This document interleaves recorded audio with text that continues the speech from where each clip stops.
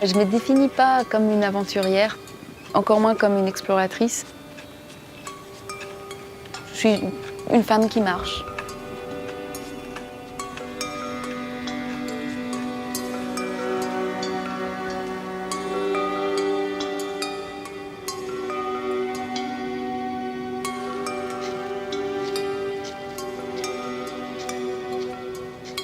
J'aime bien l'idée d'errance et de vagabondage, autant dans les idées, dans la rêverie, que géographiquement.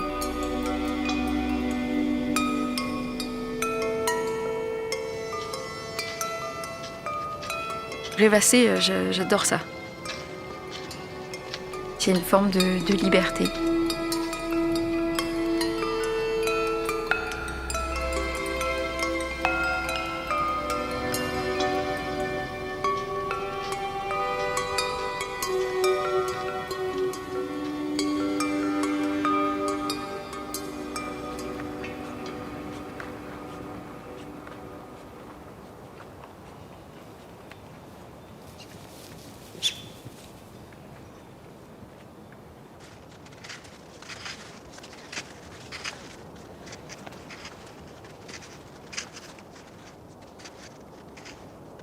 J'ai grandi à la campagne, dans le nord-est de la France.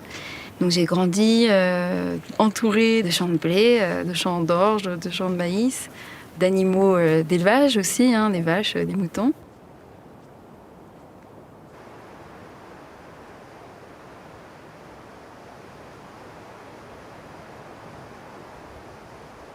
J'ai découvert la montagne quand j'étais enfant avec mes parents qui nous avaient emmenés, mon frère et moi, en montagne. Et ça a été un coup de foudre assez immédiat. Il y avait quelque chose qui me paraissait plus libre, du côté des animaux, du côté des plantes aussi. Très tôt, j'ai dit à mes parents que plus tard, quand je serai grande, je vivrai dans les Alpes, ou en tout cas en montagne. C'était décidé. Et puis j'ai tout fait ensuite en grandissant pour me rapprocher des montagnes.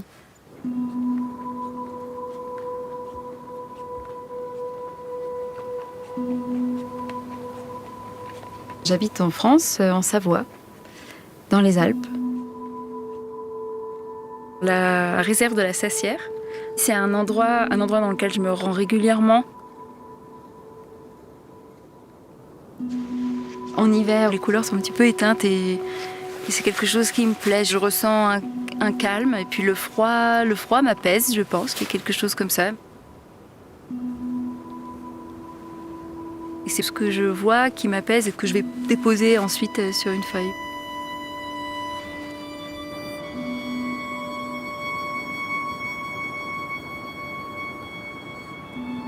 Il faut chausser des lunettes particulières pour percevoir la beauté ou la poésie partout, parce qu'elle est partout. Elle est partout pour qui veut la voir.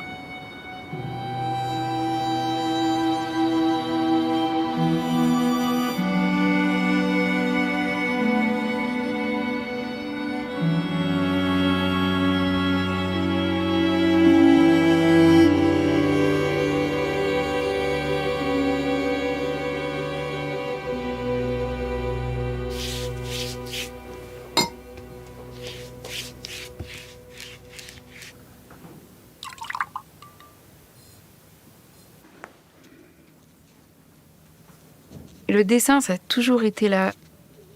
J'ai commencé à dessiner quand j'ai pu tenir un crayon. J'ai juste tout le temps dessiné, tout le temps observé, dessiné les gens, les animaux, les insectes, les fleurs, les paysages. Je dessinais tout.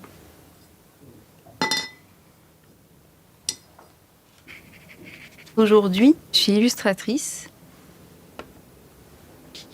Je travaille essentiellement à l'aquarelle. Mais j'aime bien mélanger plusieurs techniques. Donc je travaille aussi à l'encre de Chine ou des encres de couleur, au crayon de couleur aussi et au graphite. J'aime beaucoup les techniques à l'eau parce que j'aime voir les pigments voyager sur la feuille. Et puis le rendu reste très vaporeux, tout en transparence. Donc c'est quelque chose qui me plaît parce que c'est léger.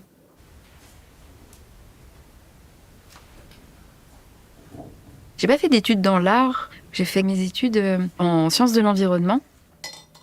Et un prof m'avait dit que le parc national de la Vanoise cherchait un illustrateur. Ils avaient lancé un appel d'offres pour de l'illustration, qui m'avait donné cette info. Et je m'étais dit, tiens, allez, j'essaye. Je trouvais ça rigolo, je me suis prise au jeu, j'ai fait un petit dossier, tout ça, et je l'ai envoyé. Et en fait, mon travail a été retenu. Et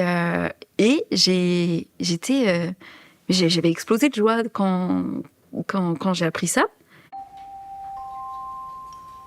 Finalement, par le bouche à oreille, j'ai eu de plus en plus de commandes, si bien que j'ai pu faire de l'illustration mon seul métier.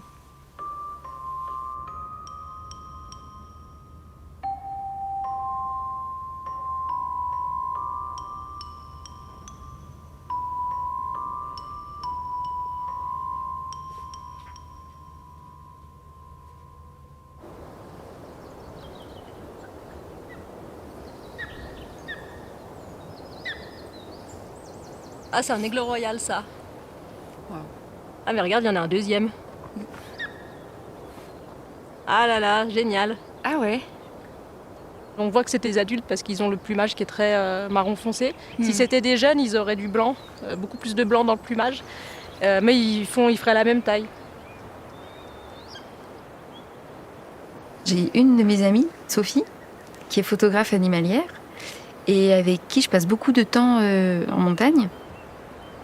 Ouais, ils sont bien présents, ah, c'est chouette. Elle est assez épatante parce qu'elle connaît tout sur la vallée. Ici, elle connaît tous les animaux et elle sait nommer tous les oiseaux. C'est quelque chose que je trouve assez fantastique. Et donc, j'apprends beaucoup de choses à son contact. Là, de les voir tous les deux, ça veut dire qu'ils sont amoureux. C'est les gossips de la vallée. C'est ça, ouais, on est au courant de tout ce qui se passe, les couples qui se forment, qui se défont. Ouais, c'est beau. Quand ils se croisent.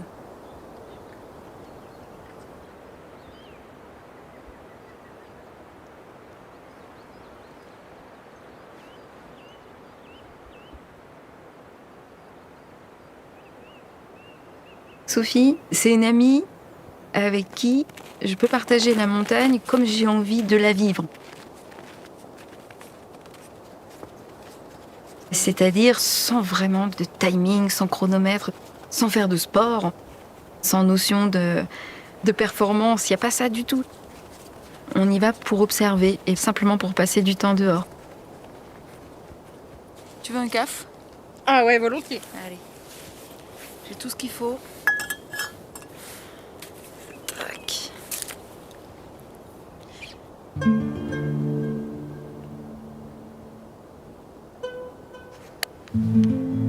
Tu vois rien ? Il y a le groupe de chocards qui est revenu. Ah, il se passe plein de choses. Il se passe plein de choses. C'est pas... Dès l'instant qu'on regarde autour, il se passe plein de choses. Hein. Ouais. En fait, il se passe plein de choses tout le temps dans la nature autour de nous, mais Oui, c'est juste qu'on ne sait pas regarder. prêtez un peu attention.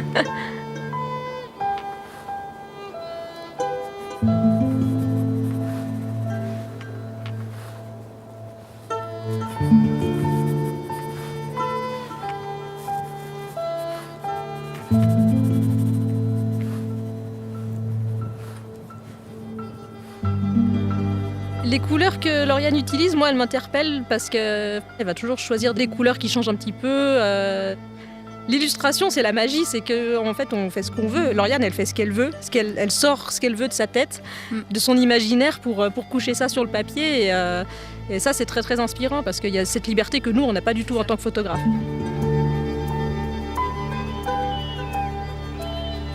C'est lui que j'ai vu tout à l'heure qui était très loin. Et ben, c'est fort possible. Ouais. Là, quand tu viens en plein hiver et qu'il y a les cascades de glace, le jeepette qui passe devant, c'est hyper beau. Ouais. Surtout en plein hiver. Ouais. Sophie, je pense que c'est une forme d'amour très fort pour cet oiseau. Ah, on le voit là, il y a l'ombre qui passe. Et depuis que je marche avec Sophie en montagne, je n'ai jamais vu autant de gypaètes. Et puis elle sait les reconnaître parce que les gypaètes ont des prénoms ici. Et elle les reconnaît en tant qu'individu. Et ça, je trouve ça follement beau. Parfois, je me demande si eux la reconnaissent aussi ou pas. On peut se poser la question, ouais. On sent que c'est quelqu'un qui passe du temps en montagne, que c'est quelqu'un qui connaît très bien ce territoire, c'est quelqu'un qui connaît très bien les animaux. Et il y a tout un travail aussi sur les couleurs. C'est assez sombre. Puis il y a des couleurs étonnantes que moi je vois pas forcément toujours en montagne, qui vont vers les violets, vers des couleurs ocre ou le vert des épicéas qui devient très profond. Moi, ça m'inspire beaucoup parce que ça a même changé un peu mon approche du dessin où je vais faire beaucoup plus d'observations. J'essaie d'acquérir davantage de connaissances sur le terrain pour être plus précise dans ce que je dessine.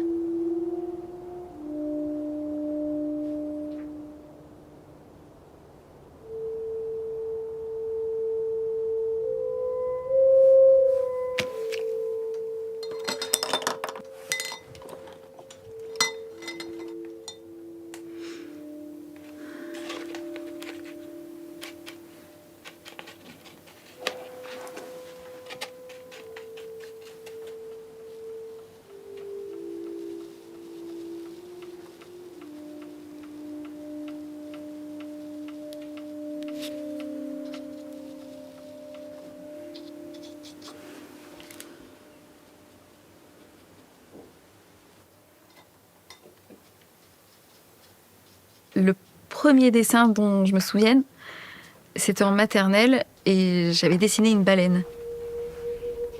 J'étais fascinée par cet animal et j'ai très très tôt eu une sensibilité très forte pour le monde animal au sens large. Et donc, quand j'étais enfant, j'avais mené des petites actions sous forme de pétitions contre la chasse à la baleine ou des choses comme ça. J'avais jamais vu une baleine de ma vie, mais je savais, j'avais appris, j'avais entendu, je sais pas comment, que les baleines étaient en voie d'extinction et ça m'avait heurté. Donc j'avais voulu faire quelque chose. Donc, je faisais ça. Ou alors je profitais aussi quand on avait l'occasion de faire un exposé à l'école, j'en profitais pour alerter tous mes camarades sur l'urgence de la situation pour ce qui concernait une espèce en particulier.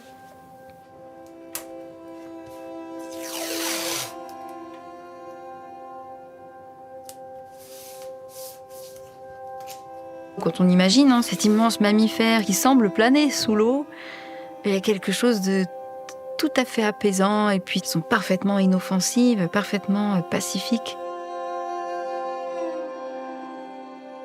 J'ai envie de m'allonger dessus et de me laisser porter.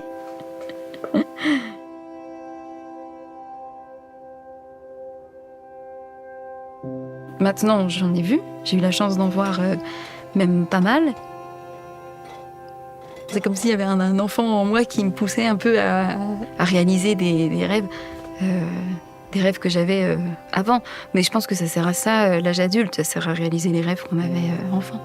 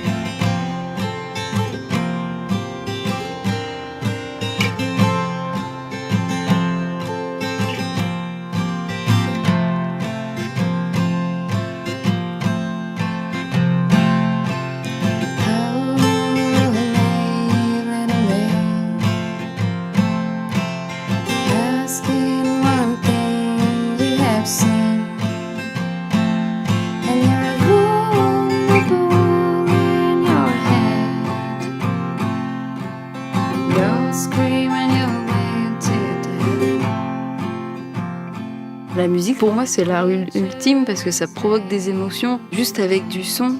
Je trouve ça vraiment fabuleux.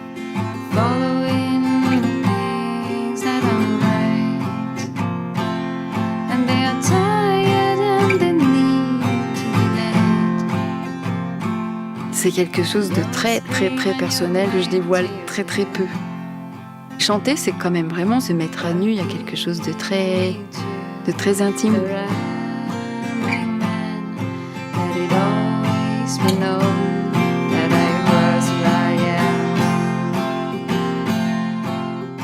J'aime beaucoup jouer des thèmes un petit peu mélancoliques, ce qui fait que je peux pas du tout mettre l'ambiance dans une soirée avec ma guitare, parce que je joue des choses un petit peu tristes en fait. Mais voilà, c'est ce que j'aime jouer. Enfin, je suis vraiment attirée par ça. Je pense que ça me permet aussi de faire sortir un peu cette mélancolie que je porte.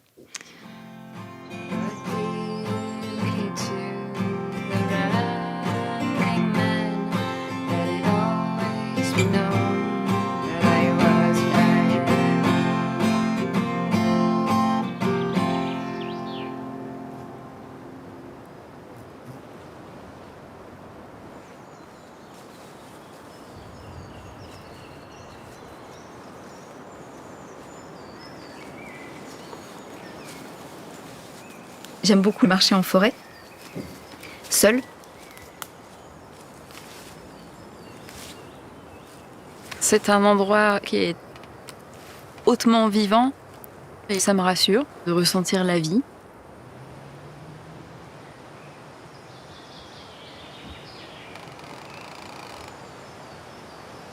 Quelque part, j'y trouve comme un abri. Et j'ai l'impression d'être un peu cachée ou ou j'ai l'impression aussi de peut-être de disparaître un petit peu dans la forêt. C'est une sensation que j'aime beaucoup. Et quand j'étais petite, j'étais très très très timide, j'étais extrêmement réservée. Je me souviens que j'avais déjà ce truc-là j'avais envie de me cacher tout le temps.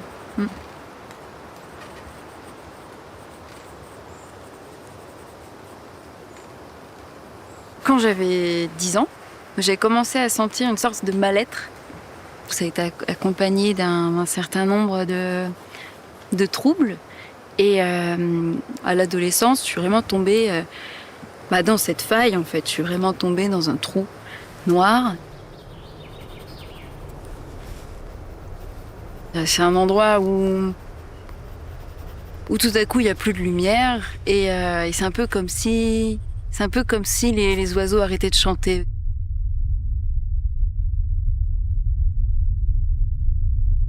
Ça a généré un mal-être assez profond, au point qu'aujourd'hui j'ai un petit peu de mal à en parler parce qu'en fait vivre c'était plus si évident que ça à ce moment-là. Voilà.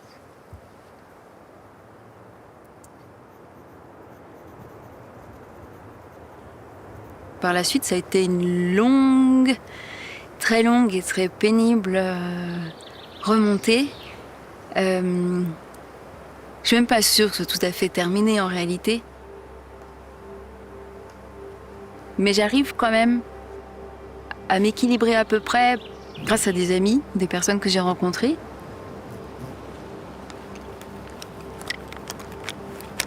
Grâce à la montagne aussi. Le fait de me rapprocher des montagnes, de me rapprocher de la forêt, ça a énormément joué et ça joue toujours beaucoup.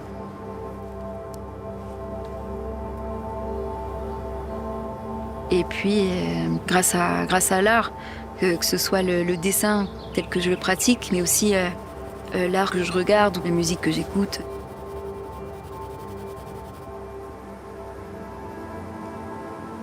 En fait, aujourd'hui, j'essaye de me nourrir de ce qui est beau.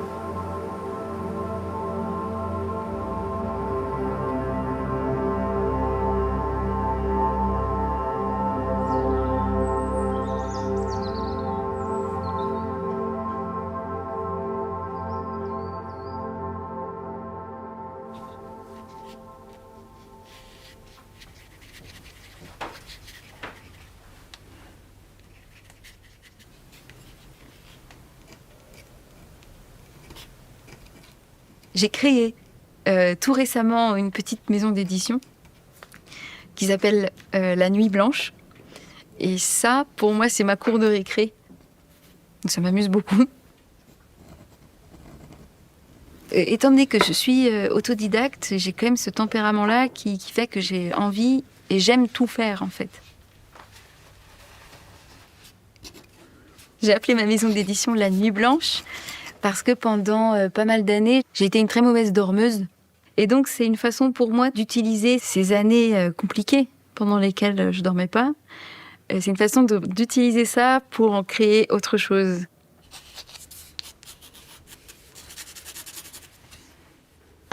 Là, je suis en train de travailler sur une bande dessinée que je vais m'amuser à publier avec cette maison d'édition. J'ai publié à ce jour seulement 2 bandes dessinées. J'en ai 4 à faire maintenant. C'est une direction que j'ai envie de prendre en ce moment, la bande dessinée, parce que j'ai envie de raconter des histoires.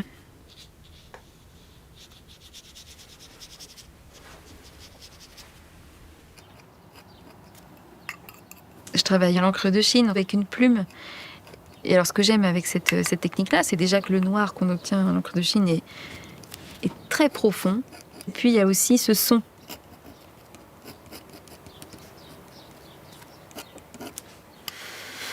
La plume qui gratte le papier, ça fait comme une présence quand je travaille sur une bande dessinée et que j'y passe beaucoup de temps. C'est un peu comme une petite souris qui gratte la feuille. Ouais.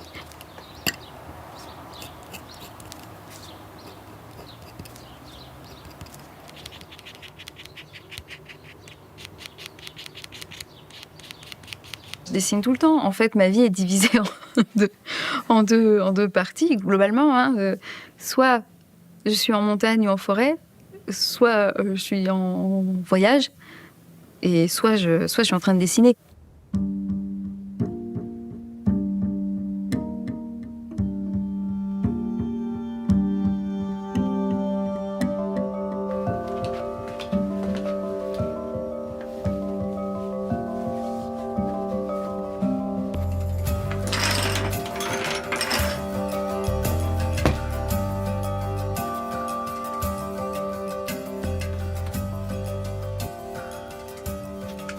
Tout ça, ce sont des carnets de voyage. J'adore me replonger dans ces carnets parce que ces carnets, ils restent dans le voyage. Ils sont pas dans le présent. Quand j'en ouvre un, j'ai toutes les sensations de cette marche qui reviennent. Hein, le froid, le vent, les teintes aussi.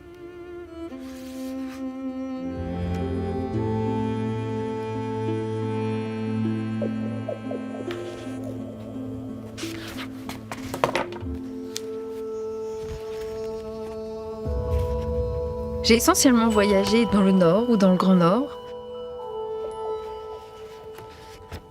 Parmi les voyages que j'ai faits, il y en a eu un qui était un moment assez fondateur. Juste après mes études, je suis partie en Alaska quelques mois avec 2 amis. Ma façon de dessiner a complètement changé avant et après ce voyage. Parce que c'est là que j'ai commencé à assumer le fait de dessiner ces grands espaces.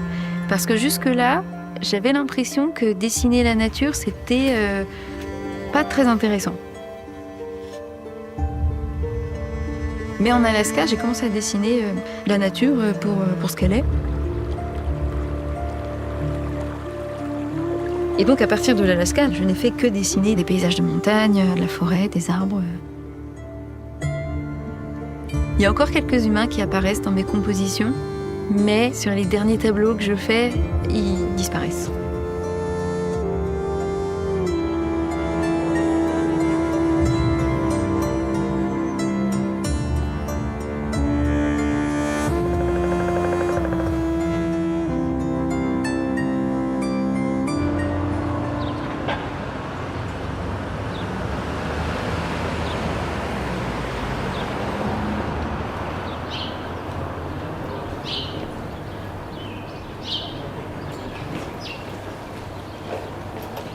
Je me rends régulièrement en Europe du Nord, en Laponie, dans le nord de la Finlande. J'aime ces pays-là, c'est une chose, mais surtout, ils sont accessibles en train. Je ne veux plus trop prendre l'avion. Et donc c'est pour ça que je m'y rends aussi souvent. À ce jour, j'y suis allée une dizaine de fois, alors essentiellement en Norvège et en Finlande. Je préfère en fait approfondir ma connaissance de ces pays-là plutôt que de vivre dans un monde complètement accessible mais sans le connaître. Je trouve que ça a plus de sens.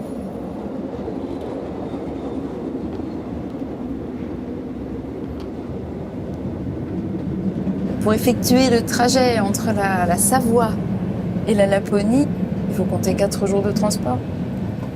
C'est pas si long, 4 jours. Et puis bon, quand on a quelques bons bouquins, de quoi réfléchir ou de quoi dessiner, de quoi écrire, et qu'on a très envie de dormir aussi, mais ça passe tout seul.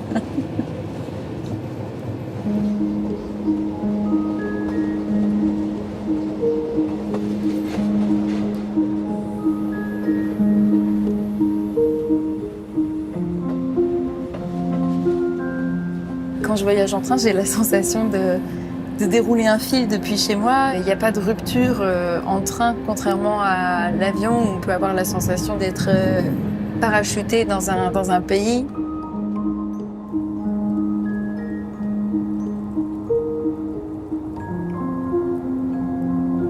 Puis c'est assez magique, quoi, toutes ces connexions entre les rails. Moi, j'ai l'impression d'être dans une sorte de jeu, en fait.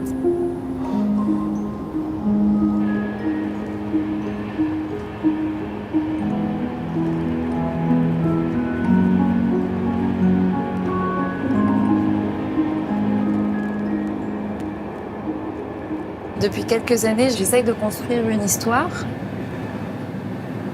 qui parle de son et qui parle de plus en plus de silence finalement. Et là, du fait d'être dans le train, j'ai tout l'espace dont j'ai besoin pour penser qu'à ça, et donc j'ai beaucoup avancé. Il y a des personnages qui ont commencé à prendre forme, ou des situations qui se sont un peu étoffées, et ça me fait plaisir, parce que ça me fait du bien, parce que j'étais un peu bloquée avec cette histoire-là, alors que ça me tient vraiment à cœur de le faire. Donc ça prendra peut-être encore plusieurs années pour que l'histoire soit aboutie, mais c'est pas grave, c'est pas grave. Il y a des projets qui se font rapidement, et d'autres, je pense, qui peuvent prendre des années, voire une vie parfois. Mais c'est pas grave.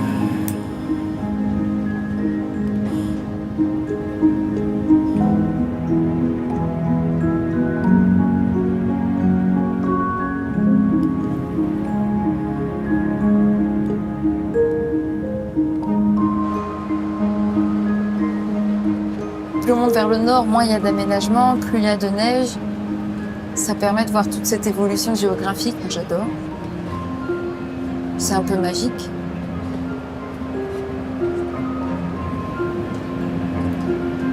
J'intériorise beaucoup, hein. Je suis pas quelqu'un qui exprime sa joie en permanence, mais oui, intérieurement, non, je suis au meilleur endroit. Dans un des meilleurs endroits du monde.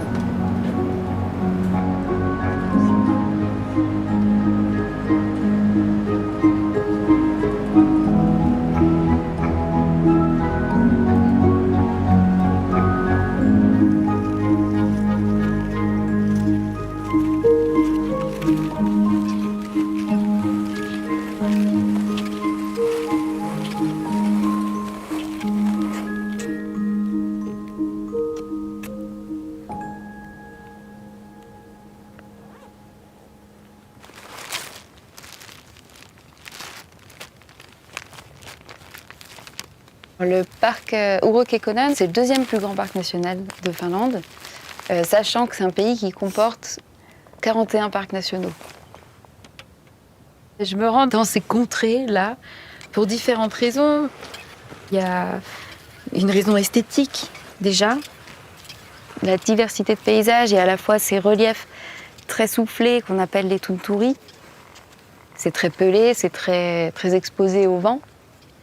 Et quand on descend de ces reliefs, on retrouve la forêt, on retrouve la taïga, donc qui est en bas.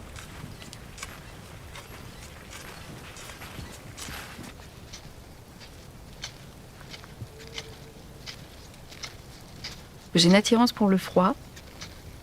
Je pense que ça a à voir aussi avec les couleurs. Je me sens vite saturée d'un point de vue sensoriel, au niveau de l'ouïe, de la vue, même de l'odorat.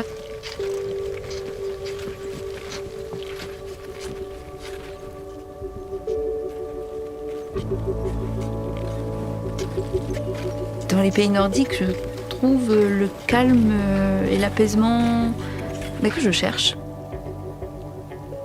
Et puis des couleurs relativement douces, des nuances de bleu ou de gris, de blanc ou parfois un peu de rose ou de mauve selon les saisons.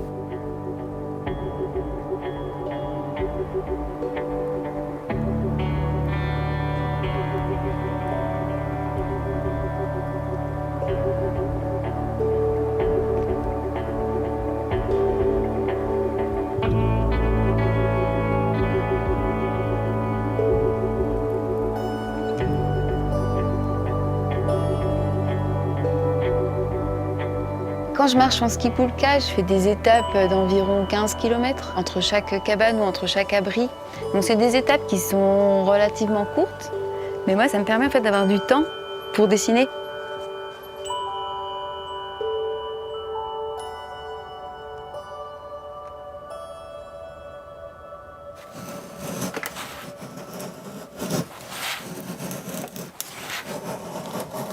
Quand on marche dans ces milieux-là, il faut être habitué à passer du temps dehors, à connaître un petit peu les éléments, à connaître 2-3 techniques pour se réfugier si besoin. C'est sûr que ça ne s'improvise pas.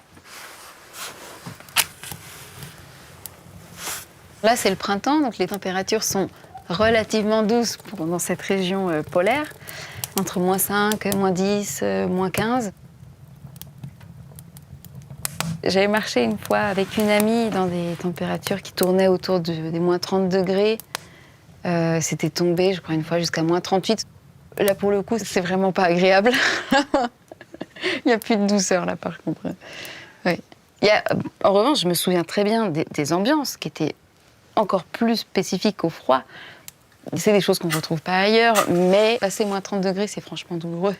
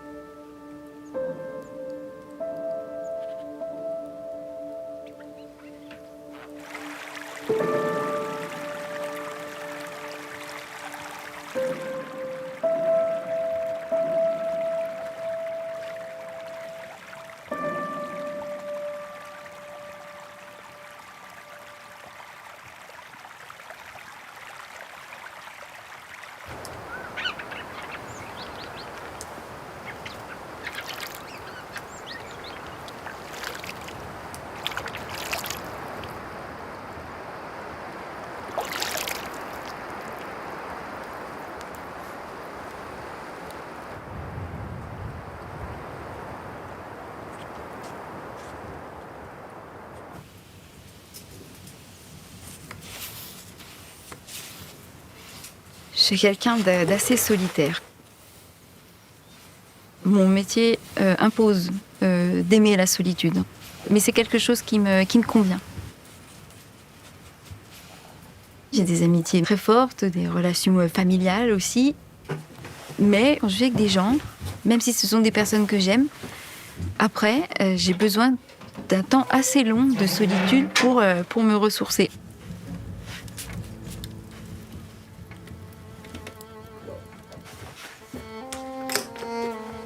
La solitude, pour moi, c'est un peu comme une pièce dans laquelle je peux être parfaitement libre.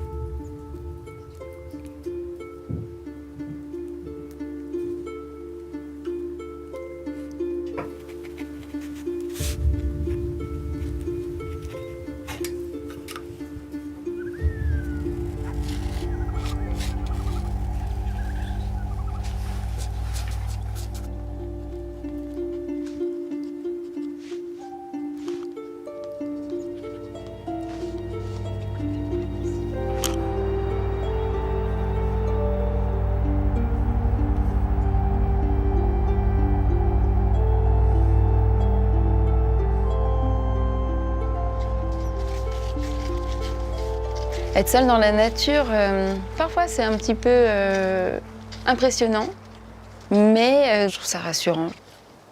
Surtout dans les forêts, puisque je me sens vraiment à l'abri.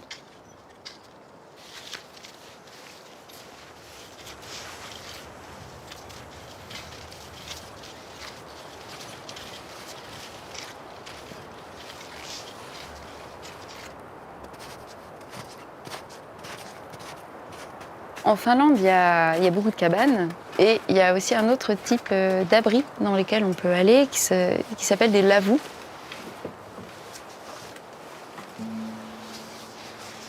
J'aime aussi beaucoup dormir dans ces abris-là.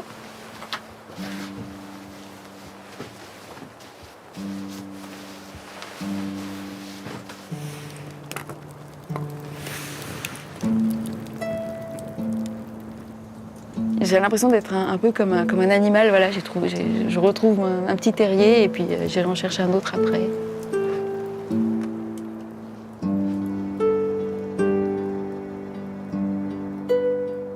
J'aime particulièrement dormir dehors, avoir juste les yeux qui peuvent un peu sortir et je regarde le ciel étoilé.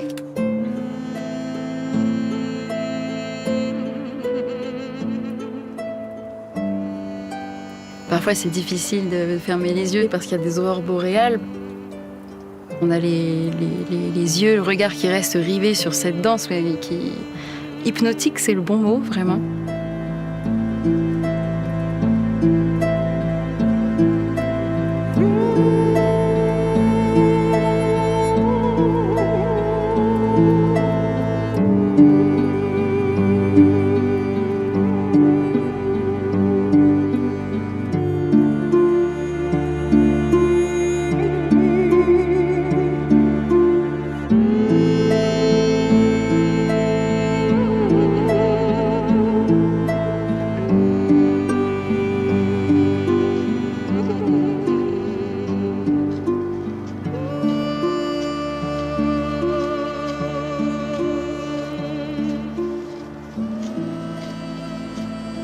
La taïga, c'est parfaitement immense. Et quand on monte en haut des Tunturi et qu'on voit cette taïga à perte de vue, c'est fabuleux et c'est rassurant de voir que de telles forêts existent encore.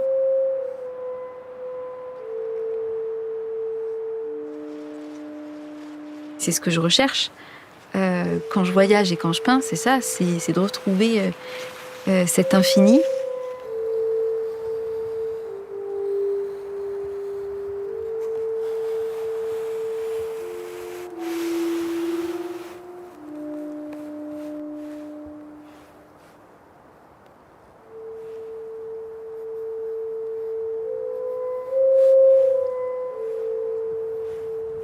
Quand je dessine ou quand je peins, j'en profite pour faire passer des messages sur des sujets qui me touchent. C'est la cause environnementale, la cause animale. Et j'essaye de montrer à quel point tout ce qui est dehors est beau et doit être davantage respecté.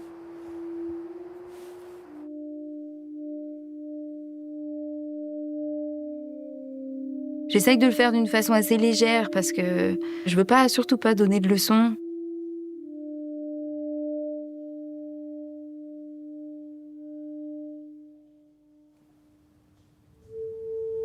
Parmi mes inspirations, chez les artistes ou chez les écrivains, il y a Robert Hénard. Dans un de ses livres, il écrit « J'ai l'infini à ma portée, je le vois, je le sens, je le touche, je m'en nourris, et je sais que je ne pourrai jamais l'épuiser. Et je comprends mon irrépressible révolte quand je vois supprimer la nature, on me tue mon infini. »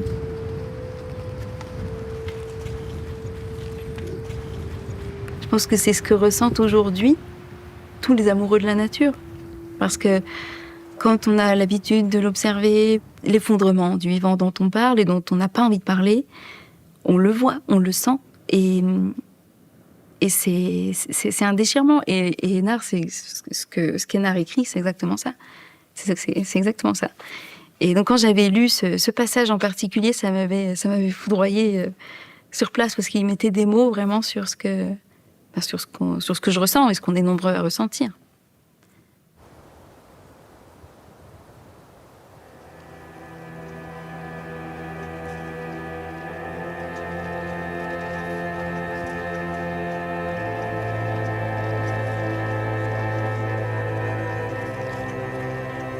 Ce qui me tient en éveil, c'est que je pourrais passer ma vie à apprendre des choses sur le vivant encore.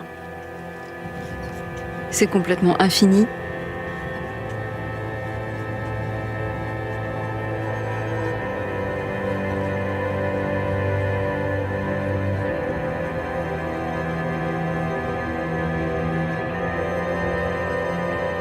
J'ai envie aussi de me rapprocher un petit peu des Alpes, mais je sais que j'ai l'appel du large. Ça, je pourrais pas l'éteindre. J'aurais toujours envie d'aller un peu plus loin dans ces grands espaces. J'aurais toujours cet appel-là.